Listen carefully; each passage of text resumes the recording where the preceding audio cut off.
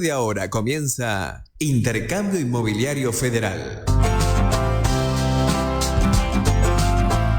En los siguientes 60 minutos compartiremos la experiencia de diferentes profesionales inmobiliarios de todo el país, quienes nos brindarán detalles de su actividad desde sus inicios y hasta la vorágine laboral que día a día transitan. Conduce el corredor inmobiliario Alberto Loyarte.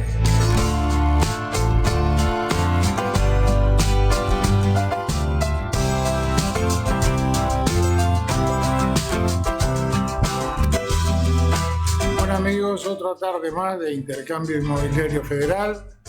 Hoy, con un gusto enorme, le damos la bienvenida al doctor Enrique Luis Abati, todo una institución dentro de nuestra profesión, no solo por los incontables libros que ha escrito junto con Iván Roca, y en este caso prologado por Armando Pepe. No es prologado, sino que es autor también, coautor, Armando.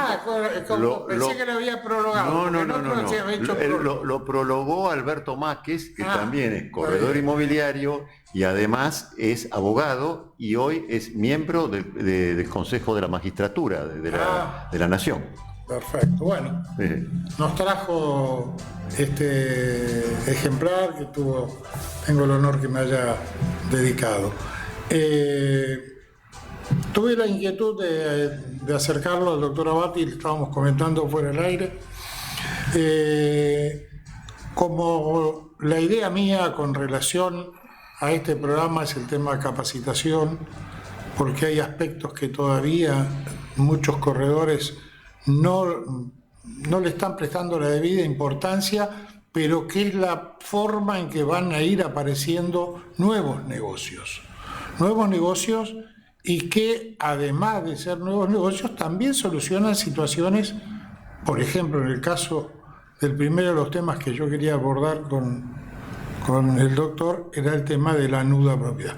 ¿Qué tal? ¿Cómo va, Enrique? Bien, muy bien. Muchas gracias por la invitación a este prestigioso programa. Bueno, tema nuda propiedad. Sí. Yo tengo entendido, por ejemplo, en España está muy difundido, en Francia también, el tema de la renta vitalicia asociado al tema de nuda propiedad. Pero para decirlo en forma sencilla y clara, ¿qué aspecto de nuestra actividad comprende el hecho de la nuda propiedad de un inmueble? Bueno, hay que aclarar que el derecho de dominio está constituido por la propiedad específicamente tratada, o sea, la propiedad desnuda, la nuda propiedad, y el usufructo. O sea, el usufructo, que es la capacidad que tiene el usufructuario de poder usar el inmueble, sacar una renta, etc. Normalmente están unidas ambos derechos. Son derechos reales, el derecho real de usufructo con el derecho real de propiedad. Están unidos, pero nada impide que se puedan desmembrar. Entonces, apuntando a lo que vos decías recién, es muy aconsejable cuando la gente llega a una cierta edad, por ejemplo, y bueno, desprenderse de la propiedad desnuda, o sea, la nuda propiedad, donarla, por ejemplo, a los hijos o a alguien que del entorno o efectivamente vinculado con el donante, y reservarse el usufructo de por vida. Eso implica que, supongamos que es un inmueble de vivienda, seguir viviendo hasta que se muera la persona, el usufructuario. Y, por otro lado, si es un inmueble, por ejemplo, comercial, una oficina, un galpón, etcétera, poder alquilarlo o seguir explotándolo, porque a lo mejor, por ejemplo, llevado a una economía familiar en las provincias, un almacén, puede seguir explotando el almacén y tener una renta o alquilarlo. Eso es muy común, por ejemplo, como bien decías vos, en Europa. Acá también tiene una cierta difusión, pero también hay un aspecto, porque eso es la donación, pero también hay una cesión onerosa del usufructo, que es muy distinto eso. Y es el caso, por ejemplo, de gente anciana que no tiene descendencia, por ejemplo, y, en fin, ¿para quién le va a quedar? Para el Estado el día que fallezca. Todo eso. Entonces, es como que pueden vender el usufructo, pueden vender la nuda propiedad, se reservan el usufructo y de por vida. Entonces, ¿cuánto vale la nuda propiedad? Eso vale según la expectativa de vida. Según la expectativa de vida.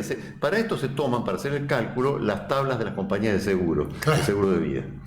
Entonces, no es lo mismo que una persona de 50 años venda la nuda propiedad y se reserve el usufructo que una persona de 90. La expectativa de vida de una persona de 90 es muy distinta a la de una persona de 50 años.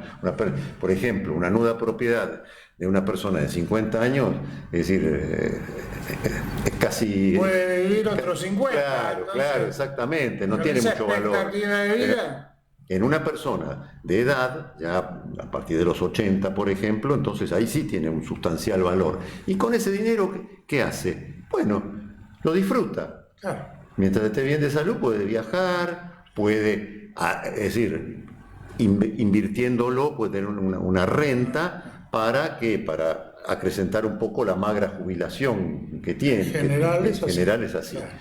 Por otro lado, a lo mejor, volvemos al tema de, sobre todo en los barrios o en el Gran Buenos Aires o en las provincias, a lo mejor es un inmueble que en la planta baja hay un negocio y en la planta alta está la vivienda. Entonces, sigue viviendo en su vivienda de toda la vida hasta que se muera y explota el negocio. Claro. Si está con salud y ganas de trabajar, va a seguir explotando el negocio, por ejemplo, un almacén. Claro.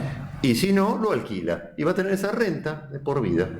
Sí, eso es muy importante. Ahora, lo que hay que establecer muy bien es un contrato, después de todo, se hace por escritura pública, claro, sí. Pero acá es muy importante la intervención de tres personajes.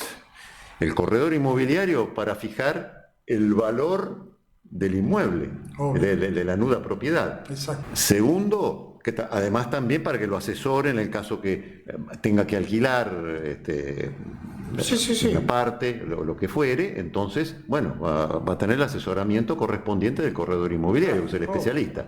También tiene que tener el asesoramiento jurídico del abogado. Seguro. Y por supuesto, el del escribano que va a realizar la escritura pública. Perfecto. De transferencia del dominio de la nuda propiedad y la reserva del usufructo. Y eso queda inscrito en el registro de propiedad inmueble. La propiedad inmueble como una... Claro. El día que fallece el usufructuario, ni siquiera hay que hacer sucesión, porque directamente se presenta el certificado de función y automáticamente el nudo propietario pasa a ser el propietario, el titular de la propiedad, todo, con el usufructo le pasa a él el usufructo, eso es muy importante. Exacto. Ahora, para redactar el contrato correctamente, bueno, es decir, es como un traje a medida. Claro. Porque, por ejemplo, el usufructuario se tiene que hacer cargo, por ejemplo, pues está viviendo ahí o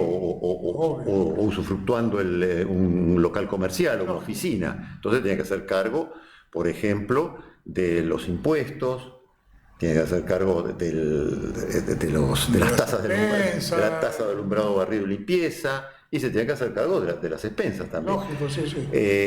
Así que ahora, el tema es si de las expensas extraordinarias también, o no. Entonces, no, eso es pactable. Lo lógico es que de las expensas extraordinarias se tenga que hacer cargo el nudo propietario. Claro, porque eso hace al inmueble en sí. Se va a quedar a futuro. Exactamente. Es lo mismo que si estuviera alquilando. Por eso tienen que ser correctamente redactados este tipo de contratos, que se vuelcan en la escritura pública. Eso es muy importante. Después la forma de pago también, pues, el que compra la nuda propiedad la puede pagar todo de entrada o lo puede ir pagando en cuotas. También. Obviamente hoy día conviene que sea en moneda dura, o sea en dólar. No nos olvidemos que hubo una sustancial reforma del Código Civil y Comercial, que recordemos a los oyentes que rige desde el 1 de agosto del 2015, y ahí había 2 artículos que tienen una capital importancia para todas las negociaciones inmobiliarias, que es el artículo 765 y el 766, que hablan de la moneda extranjera. En el régimen del Código Civil y Comercial, la moneda extranjera era una cosa, y eso, como bien vos sabés, traía enormes dificultades. Para redactar un boleto había que hacer una cuestión totalmente alambicada. ¿Por qué? Porque el artículo decía que el deudor, o sea, en este caso sería el comprador, en el boleto, por ejemplo, el día de la escritura se presentaba, es decir, tenía la facultad de convertirlo, de pagar en pesos al cambio oficial. Entonces, eso motivaba una redacción totalmente... con el valor en Uruguay, exactamente, en Nueva York, y que renunciara a la facultad de pagar en pesos, y que aunque no consiguiera los pesos... Exactamente, a la imprevisión, a la excesiva onerosidad, toda una cuestión que trajo muchos dolores de cabeza, incluso muchos juicios. ¿Por qué? Porque había jueces muy garantistas que decían, pobre, no consigue. Claro, porque no era la propiedad del juez que se veía. Era la del seguro. No, vamos a fijar prudencia. No, eso es abusivo, que renuncia a la facultad de pagar en pesos, porque eso es de orden público. En realidad nunca fue de orden público, pero hubo fallos que decían eso. Entonces, se presentaba alegremente el comprador en la escribanía: acá traigo los pesos, yo opto por lo que dice el artículo 765. Bueno, y ahí empezaba el juicio, la discusión. En fin, y terminábamos en un juicio. Y los fallos, los primeros fallos decían, por ejemplo, vamos a fijar prudencialmente la cotización del Banco Nación más un 30%, y resulta que la diferencia cambiaria, la brecha cambiaria era de un 60%, un 70%, y llegó a más de un 100%. Bueno, todo eso se solucionó mágicamente con el DNU 70/23, que comenzó su vigencia el 29 de diciembre del 2023, el DNU de Milei. Esto trajo una solución a muchas cuestiones, de los alquileres principalmente, pero también a las operaciones de compraventa, las hipotecas, etcétera. Porque ¿qué dice ahora la nueva normativa, el 765? Ya no dice más que es una cosa, y que el dinero extranjero, la moneda extranjera, era una cosa, y que el deudor tenía la facultad de pagar en pesos al cambio oficial, se le ocurría. Bueno, entonces ahora dice que quien se obliga, primero, la moneda extranjera es equivalente a la moneda de curso legal, tiene la misma característica, y quien se toma una obligación en moneda extranjera, la única forma de cancelar esa obligación es con la moneda, o sea, con los dólares, como generalmente se pone en el boleto compra-venta, o hoy en la locación, que antes no se podían hacer las cuestiones de decir un alquiler en moneda extranjera. Era nula la cláusula. Lógico, ¿no? Había que hacer lo que bien decías vos recién, con la cantidad necesaria de pesos para comprar los dólares en Montevideo, etcétera. Bueno, ahora no, tiene que llevar los dólares de billete. Los tenga o no los tenga, no importa. Si no los tiene, bueno, más paciencia, se cae la operación. Entonces tiene que llevar los dólares de billete, por supuesto, de series posteriores a 1997, o sea, los vulgarmente denominados de cara grande, que no tengan raspaduras, manchas, sabemos que son todo eso. Pero puede llegar a ser en cuotas también. Sí, por supuesto, se hacen las hipotecas hoy día, sí se puede hacer una hipoteca. No, pero me refiero la compra de la nueva propiedad. También puede ser pactada. Exacto, a eso iba. Si se hace en moneda dura. Decir, bueno, en moneda dura. Yo ahora anticipo tanto y cada 2 meses voy pagando tanto, con un interés de tanto, qué sé yo. Entonces, eso es una maravilla, lo que solucionó el DNU 70/23. Y nos resolvió también este tipo. Y algo más todavía que se le agregó, que eso nosotros en su momento insistimos mucho a través de la Cámara de Propietarios, que se le prohíba a los jueces entrometerse en las relaciones entre particulares. O sea que ya el juez no puede interpretar nada respecto de la moneda ni la forma de pago. Lo dice claramente la última parte del artículo 7, ahí está explicado en este libro todo esto.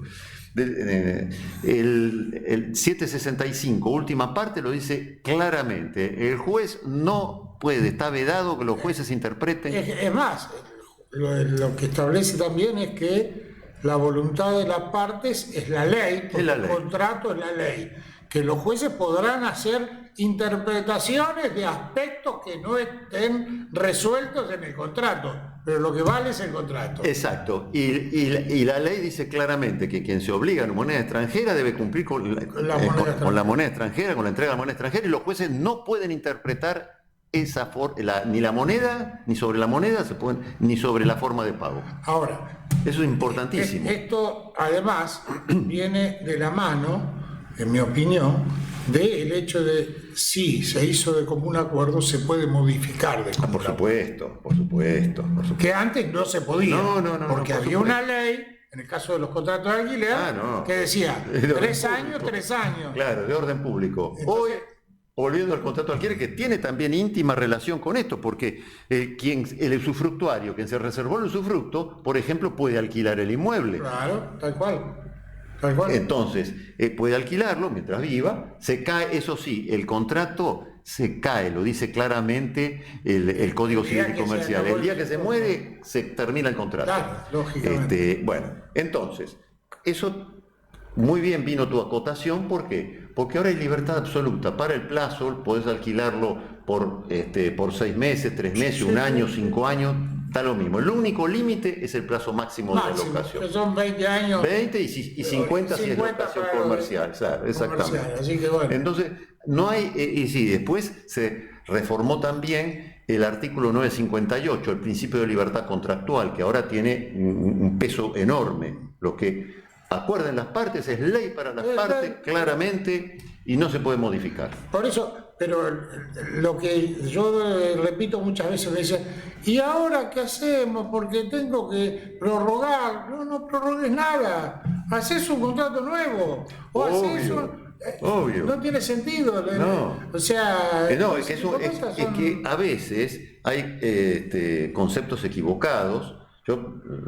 Es decir, yo doy muchas charlas en CUSIGUA, estamos acá en el ámbito de la capital federal, en CUSIGUA y en el interior, en los colegios de martilleros y corredores del interior, y a veces surgen esas preguntas, ¿y qué me conviene? ¿Prorrogar o renovar el contrato? No, en este caso conviene renovarlo, hacer un nuevo contrato, una novación de la obligación. Antes sí convenía prorrogar. ¿Por qué? Cuando se terminó el plazo mínimo legal de los 3 años, bueno, no renueve, porque si estamos hablando con la ley nefasta 27551, que destruyó el mercado locativo. Ahí, entonces, convenía prorrogarlo, porque ahí sí lo podíamos prorrogar por 1 mes, 6 meses, 3 meses, 1 año, porque si no, si lo renovaban, caían en el plazo mínimo legal de 3 años. Ahora ya puede haber una prórroga justificada. Alquilé. Termina el contrato y no me terminó el arquitecto de poner los azulejos, de prorrogarme un par de meses, si es un buen inquilino, y están de acuerdo, eso no es. El tema es que ahora no hay necesidad, porque no hay plazo mínimo, no hay problema, eso se resuelve. Eso de que el caso de que el usufructo... Perdón que te vea, porque hay algo que también, que hay un desconocimiento generalizado. Cuando se prorroga un contrato, jamás, es decir, el artículo 1218 del Código establece la prórroga tácita. O sea que mientras el contrato se sigue desarrollando, una vez vencido, mientras que cualquiera de las partes digan, bueno, devuélveme el inmueble o te lo entrego el inmueble. Cualquiera de las dos partes pueden dar por terminado el inmueble. Pero ahí hay un tema, el 1225 de la fianza, se cae la fianza. Cae la fianza. Entonces, siempre que se prorrogue un contrato, que venga a firmar el fiador. Y para los que administran alquileres, para los corredores inmobiliarios que administran los alquileres, es muy importante que si viene el inquilino, mirá, qué sé yo, pero el fiador se fue a la China. Bueno, muy bien. Entonces, me venís a pagar en efectivo, no me vas a depositar en la cuenta, me venís a pagar en efectivo, no te voy a dar recibo, te lo voy a dar el día que te vayas. Entonces vos seguís sin el inmueble y formalmente te vamos a intimar a que desaloje. Después no te vamos a hacer el juicio, obviamente. Te vamos a dar 3, 4 meses y no hay ningún problema, pero me pagás. Porque si no queda liberado el fiador. El fiador. Entonces ahí sigue enganchado el fiador. Claro, ahí sí, porque hay un reclamo. Si no hubiese reclamo. Vinculado. Por eso es importante aclararlo, porque son dudas que surgen siempre. Ahora sí, vamos volviendo al tema de que estamos hablando de la nuda propiedad. Si fallece el usufructuario, ¿termina el contrato de alquiler? Termina, exactamente. Ajá. Claro, porque el nudo propietario no puede heredar al... No, pero... Nada impediría que el nudo propietario después le diga, bueno, mire, que a usted le interesa, hacemos un nuevo contrato o seguimos con el mismo, si es un contrato bien hecho y qué sé yo, listo. Pero el que alquila tiene que tener en conocimiento ese limitante. Sí, por supuesto. Porque si yo tengo... Lo establece la ley. Claro. Digamos, la ley se reputa conocida por todos, pero igual hay que aclararlo en el contrato. Porque si yo hago un alquiler común y fallece el locador, las condiciones del locatario no se modifican hasta que termine el contrato. Claro. En este caso sí se modifica. Salvo que por el 1189, inciso A, se establezca que con la muerte del locador o del locatario se termina el contrato. Bueno. Pues la ley lo permite. Sí, lo permite, pero me refiero... si no dice nada, sigue, claro. Sigue. La vigencia del contrato sigue hasta que se termina. E incluso, eso en el contrato, por ejemplo, en la regla general, en el contrato, por ejemplo, comercial. Pero en el contrato de vivienda, el artículo siguiente del código establece que incluso puede seguir con el contrato un conviviente, ni siquiera el hijo, que a lo mejor no vive ahí, pero hay un amigo o una amiga que vive en el inmueble para la vivienda, sigue como inquilino. Sí, tiene que terminar el contrato. Y esto es un problema grave para el fiador, porque no es lo mismo que vos seas fiador mío que fiador de un amigo el otro mío. Que claro, qué sé yo. Claro. Entonces, es porque la relación en el contrato de fianza hay una relación generalmente de amistad o de parentesco. Entonces, esto hay que ser muy cuidadoso cuando se redactan los contratos, porque ahora hay una libertad absoluta, se puede poner cualquier cosa. El otro día justamente estaba en una consulta que aparecía en uno de los grupos que planteaban que habían alquilado dos amigos y ahora se separaban. ¿Y qué pasaba con el contrato? Si No, yo le digo, primero que nada, cancelen el contrato, hagan uno nuevo. Claro. Y que traiga al fiador y que se quede y se terminó. Claro, pero ahí hay un tema. Cuando son colocatarios, son colocatarios, entonces ahí uno decide que es muy común en las parejas, que se separan, se van, bueno. Entonces, cuando en resguardo del locador, yo estoy hablando en resguardo del propietario acá, hay que poner una cláusula que diga que, que son solidariamente responsables, si no serían mancomunadamente responsables, porque se va uno, yo te pago mi parte, la mitad, podría llegar a sostener. Yo sostengo que en realidad sería solidario, pero hay que aclararlo, nada impide. Entonces se va y bueno, el otro que queda asume la totalidad. Claro, yo tenía una de las primeras consultas que recibo de un abogado, discúlpeme, pero colega suyo, pero él se dedicaba, hacía poco se había recibido, se dedicaba a asesorar a los porteros de edificios ante los conflictos. Claro, sí. Entonces me llama y me dice un día, Alberto, tengo uno de los muchachos que se está separando y la mina no se quiere ir y tiene la mujer ahí metida. Firmaron los dos y sí, pero ella no se quiere ir y bueno, tiene que cumplir el contrato. Claro. Le digo, vos no estuviste en la facultad, los contratos se firman para cumplirse. Yo ese día falté, dice. Claro. Pero puede ser, por ejemplo, que se murió, por ejemplo. Bueno, claro. Pero ya los supértitos y todo eso está considerado en la ley. Es muy importante pactar, porque, reitero, ahora hay el principio de libertad absoluta para todo. Entonces, que nos lo da el DNU 70. Y además de todo eso, que el otro de los detalles que tiene que considerarse es que, lo dice el código en especial, que los contratos de alquiler y todo lo referido a alquiler tienen que ser por escrito. O sea, los arreglos de palabras, yo me quedé de palabra porque de palabra nada, todo tiene que estar por escrito. Entonces, bueno. El 1188. Claro. Todo, el contrato, las prórrogas y las modificaciones. Todo tiene que ser por escrito. Lo que no está escrito no vale. ¿Por qué? Está muy buena esa norma. Esa norma la estableció el Código Civil y Comercial. Porque antes era la chicana clásica. Yo tengo 49 años como abogado, ¿no? que ejerzo. La chicana clásica, que era el que al contestar una demanda, por ejemplo, no, delante de 2 testigos me dijo que me prorrogaba el contrato, que me perdonaba los alquileres que debo, cualquier cosa. Entonces esto se terminó. Totalmente.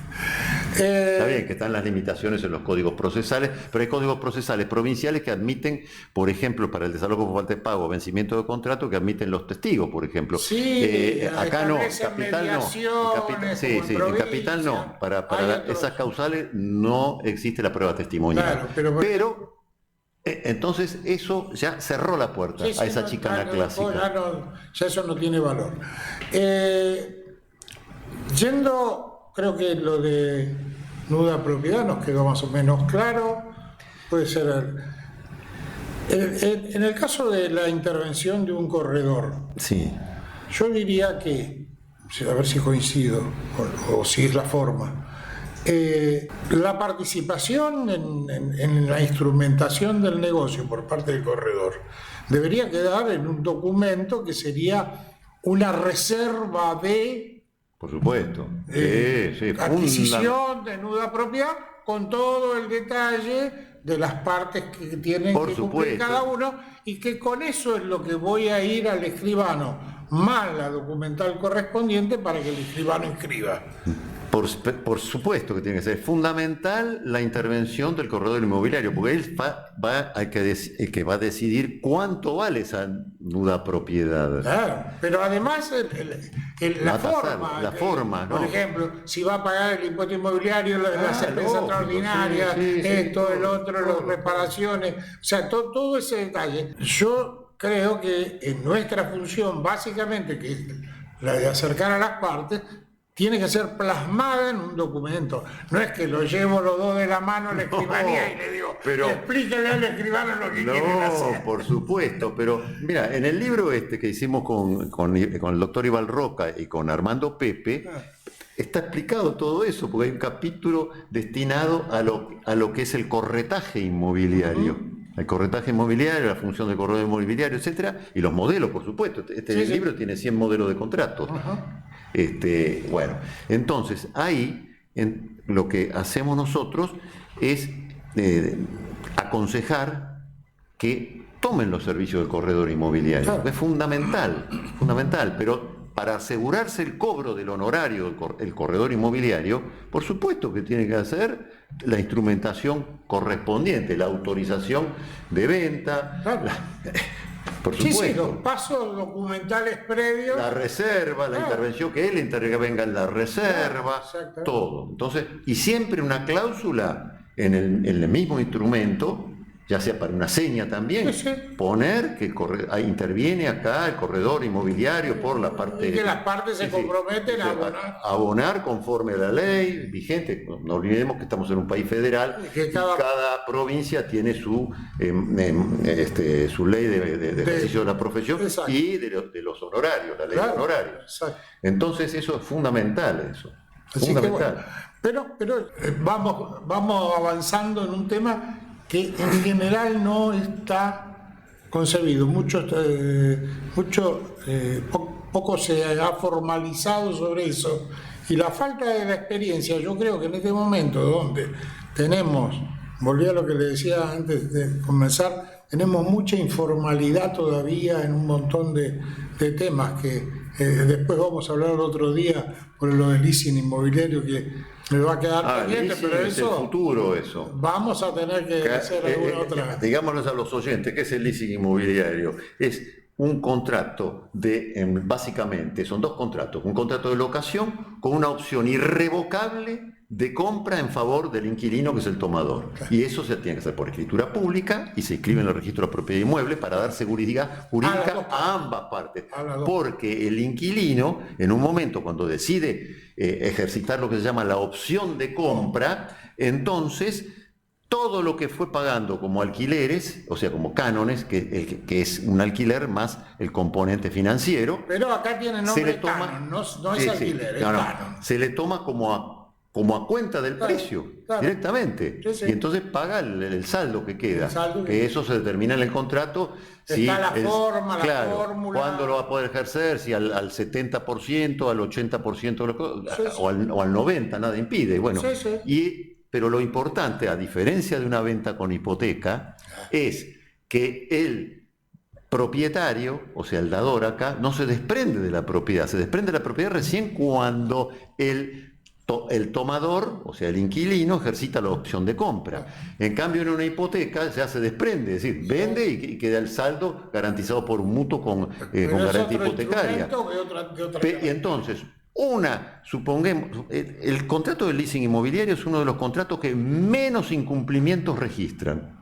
¿Por qué? Porque ante un incumplimiento, 2 meses deja de pagar los cánones, se le cae todo lo que pagó, a lo mejor estuvo pagando durante 5 años. Lo que pasa es que mucha gente, ante el poco conocimiento de este instrumento, utiliza, por ejemplo, un boleto de compra-venta a pagar el saldo en cuotas. Está todo bárbaro.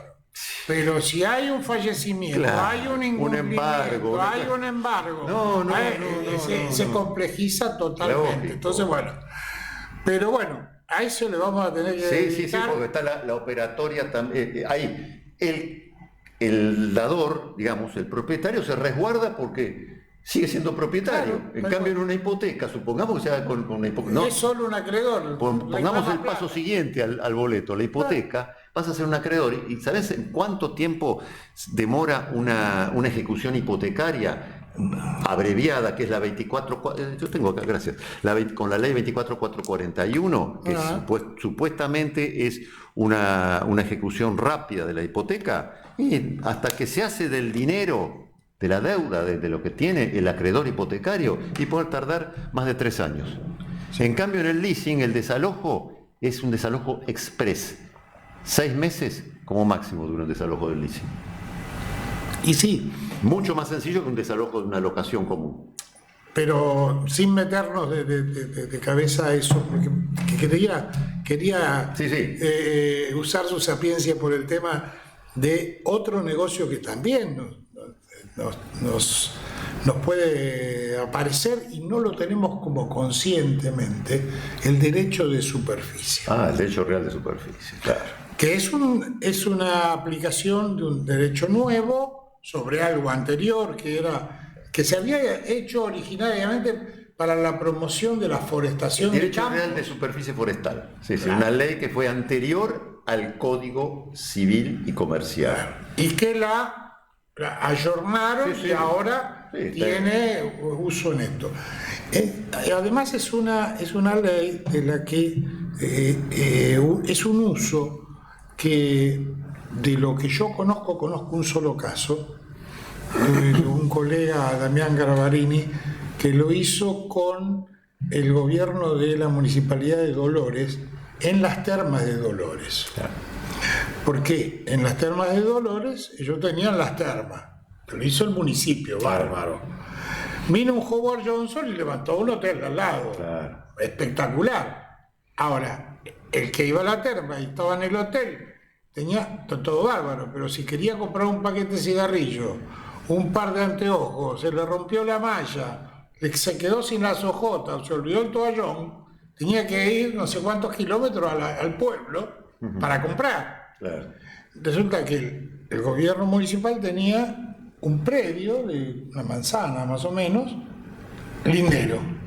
Y entonces convinieron con el gobierno municipal de hacer lo que ellos le llamaron un mall, que es, ya en realidad hace como 5 o 6 años, es un galpón grande, dividido en unidades funcionales, con derecho de superficie.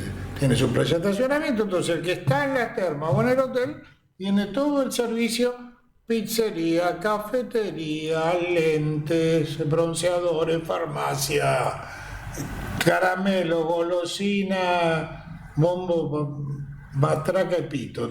Tienen resuelto lo que les había quedado incompleto en un lote que dentro de 70 años vuelve a la propiedad al municipio. del municipio.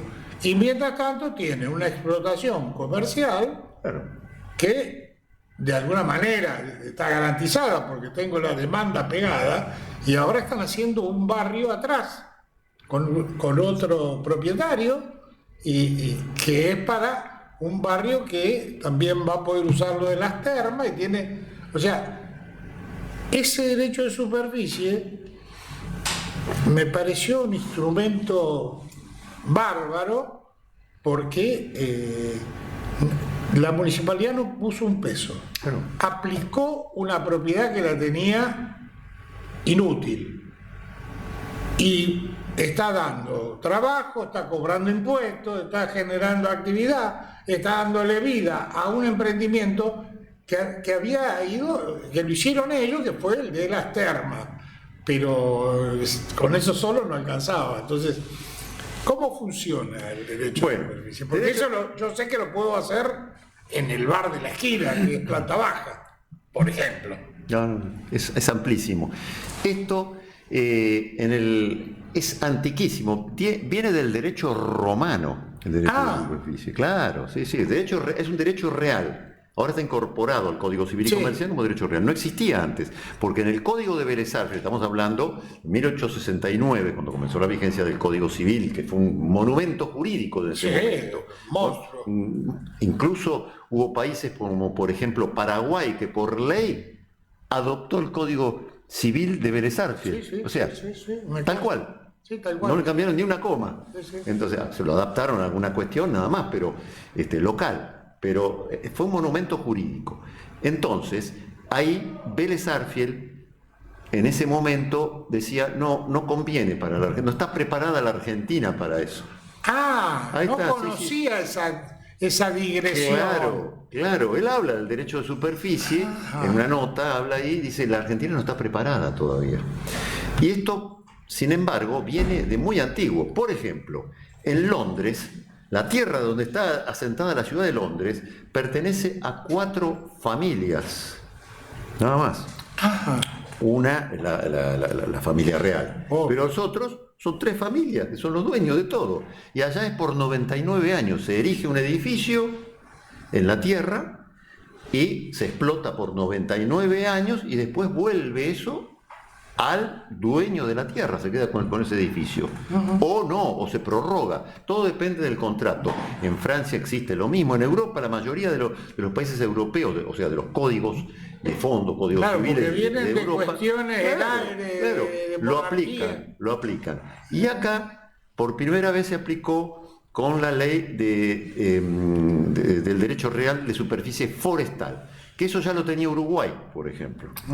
El negocio forestal en Uruguay era enorme, porque tiene desgravación impositiva y todo, para abastecer precisamente las pasteras. Las pasteras, que esas pasteras, si no hubiéramos tenido no quiero hablar de... si no le hubieran pedido 50% de coima, estaban en la Argentina. Sí, no quiero llegar a ese extremo, pero por lo menos la cuestión burocrática para la instalación hubiera sido más sencilla, esa pastera estaría funcionando acá en la Argentina. Sí, tal cual. Y Argentina exporta los troncos, exporta a Uruguay, a la pastera.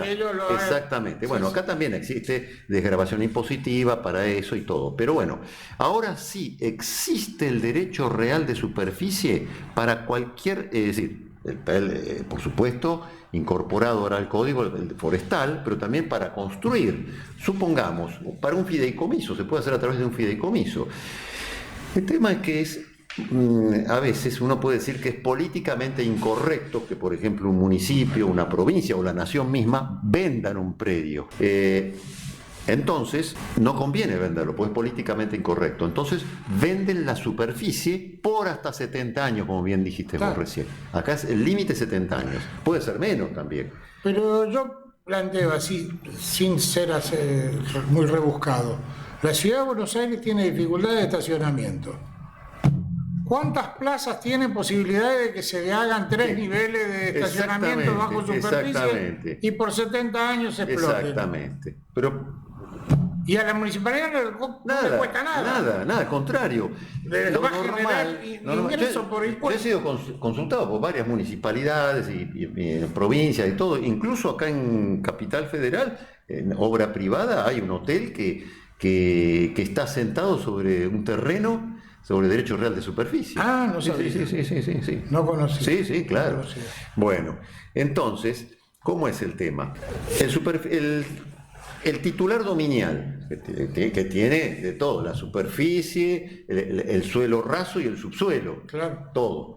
Muy bien. Puede vender, por ejemplo, por hasta 70 años, a veces para que hagan un edificio, supongo. Claro. Un edificio, el enrasado vende, el suelo vende. Entonces se levanta un edificio de acuerdo a la cantidad de pisos que permita la ordenanza municipal del lugar. Puede también hacer varios subsuelos, como bien dijiste vos. Entonces también vende el subsuelo por hasta tantos metros para construir. Puede ser también que alguien, propietario de un inmueble, tiene su terraza y sobre esa terraza puede vender el espacio aéreo para levantar, 3, 4, 5 pisos, lo que permitan las bases del edificio, habría que reforzarlas o no, claro. O la ordenanza municipal, estamos hablando de las provincias. O por ahí queda uno en una esquina o el gobierno de la ciudad. Alrededor. Sí, exactamente. Todo eso. Y eso, por supuesto, se paga. Se puede pagar de contado, se puede pagar en cuotas, etcétera. Se puede pagar con lo que construya también. También, porque eso puede quedar porque el derecho real de superficie puede establecer en el contrato, que se hace, por supuesto, es una escritura pública. Sí, lógico. Pero en el contrato, que por supuesto ahí interviene el corredor inmobiliario, que va a ser el que va a elegir la zona, todo, cuánto vale eso. Son nuevos negocios, claro, doctor. Porque no es lo mismo vender todo, es decir, el 100% de la propiedad y absoluta, que vender la superficie por 40 años o 50 años. Entonces eso tiene que hacer un cálculo. Esas cosas que son invendibles. Claro, exactamente. Pues es una cosa que es invendible porque tiene patrimonio histórico, porque tiene esto, porque tiene el otro. Pero si pienso un proyecto y acuerdo con el comprador, veo que puede hacer esto, le hago el cálculo económico financiero y le doy la idea, mirá, esto podemos hacer acá, incluso, por eso yo digo, hasta se puede llegar a hacer que parte del pago de la compra, digamos, del derecho de superficie se haga con el inmueble que se va a construir. Es común, por ejemplo, en el interior, en las municipalidades, donde es políticamente incorrecto, por ejemplo, vender una plaza. Claro. Pero nada impide que una parte de esa plaza se destine, por ejemplo, se establezca un derecho real de superficie para hacer, por ejemplo, un edificio de oficinas o de vivienda. Y como parte del pago es la planta baja, por ejemplo, para poner un dispensario, una comisaría, oficinas públicas, lo que fuere. Y entonces eso no es políticamente incorrecto, porque no se vendió. No. Lamentablemente, acá en la ciudad de Buenos Aires se vende, cuando en realidad se podría hacer por derecho real de superficie. Claro, porque es otro... otro negociado, pero es otro negocio. Estamos hablando de negocio y no de negociado. Sí, yo estoy hablando de negocio, porque no conozco la cuestión. Es decir, no quiero calificar, pero podría hacerse perfectamente por derecho real de superficie y el Estado no perdería ese inmueble. Claro. Estamos hablando también de inmuebles que pertenecen al Estado Nacional también, ¿no? Ojo. Puede ser de cualquier... Sí. O sea, la tierra de los ferrocarriles. Pero pueden ser privados también, pero porque por supuesto. Tengo una esquina con una determinada caracterización que está muy bien ubicada y puedo negociar que tengo, no sé, una pizzería en la planta baja que hace 40 años está, bueno, como negocio para hacer 6 pisos arriba y no perder la propiedad. Y no perder el uso de mi trabajo y genero una cosa nueva. Y que eso queda para mis herederos, para mis bisnietos, por ejemplo. Seguro, claro. Eso se hace mucho en Europa, claro. Muchísimo. Acá todavía no hay conciencia de contratos a larguísimo plazo. ¿Por qué? Por los avatares que sufre la economía de la Argentina, ¿no? Sí, nosotros es decir, acá a nadie se le puede ocurrir plantar un bosque, por ejemplo, de quebrachos que son maderables dentro de 80 años, pero en Europa se plantan los bosques de roble que son maderables a lo mejor a los 30 o 40 años. Sí, claro. Pero acá claro. nadie se le ocurre hacer eso. Acá se planta eucaliptus y que a los 10 años se los puede cortar. Claro, y los pinos. Es así. Es decir, es así, es otra mentalidad y está motivado por las cuestiones económicas. Pero volviendo al tema supongamos, entonces, una tierra de un particular o pública también. Entonces se destina a eso, se hace la obra, se hace a través de un fideicomiso. Suponte, claro, por ejemplo, una tierra, un particular, tiene un terreno, claro, muy bien, listo. Vendo la superficie y parte del subsuelo. Claro. El espacio aéreo, por supuesto, todo, ¿no? Bueno, claro. Entonces se levanta el edificio y a mí me pagás con tantos metros. ¿Cómo se hace Pero después todos esos metros quedan, dentro de 70 años, quedan para mis descendientes. Claro. Sí, o sí. si es una sociedad, quedará para los dueños de la sociedad. Exactamente. Sí, sí. Y la ventaja de esto es que el propietario superficiario es como si fuera de él por 70 años, lo puede hipotecar. Sí. O sea, los bancos le va a dar un crédito, sí. Lo puede vender, lo puede alquilar. Es decir, lo puede concesionar. Todo tipo de contratos se puede hacer ahí. Todo tipo de contratos. Todo tipo de contratos. En cambio, no tiene limitaciones. Claro.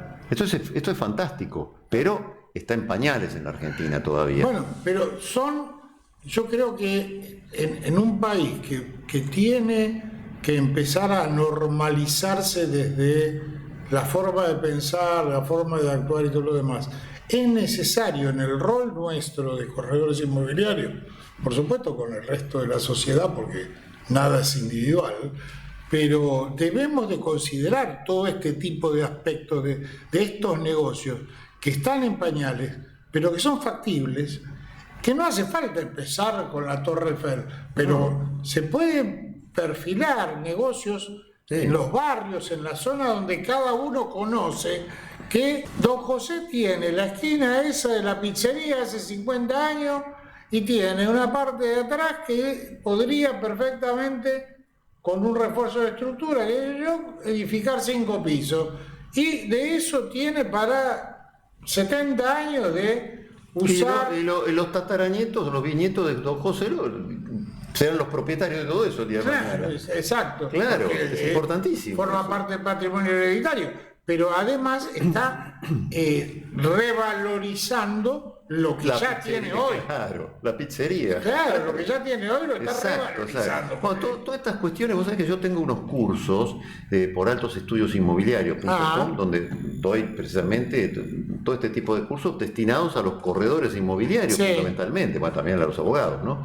Y eso es importantísimo, porque ya hace años que estoy con eso, como para, precisamente lo que decís vos, hay que difundir estas nuevas modalidades. Sí, por eso... y además, porque no es solamente el dos ambiente al frente, a la contrafrente, no, porque hay otro tipo de negocios que nosotros tenemos para poder hacer, que son, que no los abordamos, en mi opinión, porque al no haber una difusión mayor, al no haber una estabilidad económica, se presentan como demasiado lejanos pero son factibles porque están bien parametrizados, están bien regulados, tienen toda una dinámica, son registrables, son garantizados, o sea, que no es que estamos vendiendo humo. No, hay seguridad jurídica, pues, dada por la ley, por el marco legal, claro, entonces el Código Civil y Comercial. Entonces eso está en nosotros que estudiemos, que conozcamos todos estos detalles de estos instrumentos, porque nos van a generar nuevos negocios. Por supuesto. Porque yo sé que si hoy tengo el cliente tal, que tiene tal cosa que yo y no sabe cómo manejar, qué hacer, está la opción tal, está la opción cual, ¿no? Y si no se la damos nosotros, ¿quién se la va a aplicar? Claro. Entonces, este es el tema. Entonces, bueno, Realmente me parece de suma importancia la difusión que hagamos de esta. Y es muy importante la figura del fideicomiso también. También. Porque las construcciones grandes así se hacen generalmente a través de un fideicomiso. Y aparte el fideicomiso es un instrumento, es un contrato que tiene muchas aristas porque se puede aplicar una infinidad de cosas, situaciones. porque es modulable de alguna manera. Es como una masilla que uno la acomoda a la necesidad que tiene, y por supuesto hay que consultar con especialistas para poder darle Sí, claro, pero como primera consulta, este libro que hicimos con el doctor Ival Roca y con Armando Pepe, ahí hay un capítulo de fideicomiso. Ya tenemos una base. Para tener la base. ¿Dónde se consigue el libro? Bueno, eso me lo pueden pedir a mí. Bueno, es decir, y si no, están en las librerías. En las librerías, pero yo soy parte de la editorial, entonces para los corredores inmobiliarios hay precios especiales. Hay precios especiales. Sí, exactamente. Y si van de parte del programa también. Por eso, desde luego, sí, me pueden, mi teléfono, me mandan un WhatsApp al 1130 57 57 74, reitero, 1130 57 57 74. Y los que quieren los cursos es www.altosestudios.inmobiliarios.com. Ahí se comunican y se da todos los cursos que hay. Sí, por supuesto. Bueno, doctor, se nos fue la hora. Muchas gracias. Tenemos muy al amena. joven que para variar, él nos hace así para que redondeemos. Claro, sí. Así que... El tiempo es tirano, pero la verdad que te agradezco la invitación y realmente haces una gran obra de difusión acá. Espero que sea útil. Actividad inmobiliaria. Espero que sea útil, esa es la idea. Así que bueno, amigos, nos vemos otro jueves con más Intercambio Inmobiliario Federal. Gracias.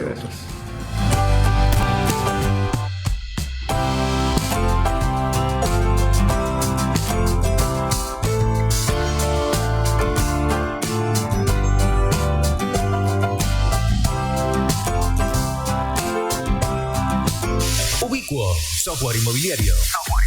Ubiquo, sistema de administración de alquileres. Intuitivo, ágil y accesible. Ubiquo, evolución permanente garantizada. Ubiquo, a la vanguardia como proveedor de tecnología para empresas inmobiliarias. Ubiquo, encuéntranos en nuestra web ubiquo.com.ar o al teléfono 011 44 95 64 42. Ubiquo, software inmobiliario. El mundo inmobiliario necesitaba un espacio donde capacitar profesionalmente a todas las personas que lo integran. Así nació CAPI, Capacitación Profesional Inmobiliaria. Cursos dictados por referentes y profesionales del sector. Capacitarte hoy es adaptarte. Contactanos 3512 19 47 54. Búscanos en redes como CAPI Argentina.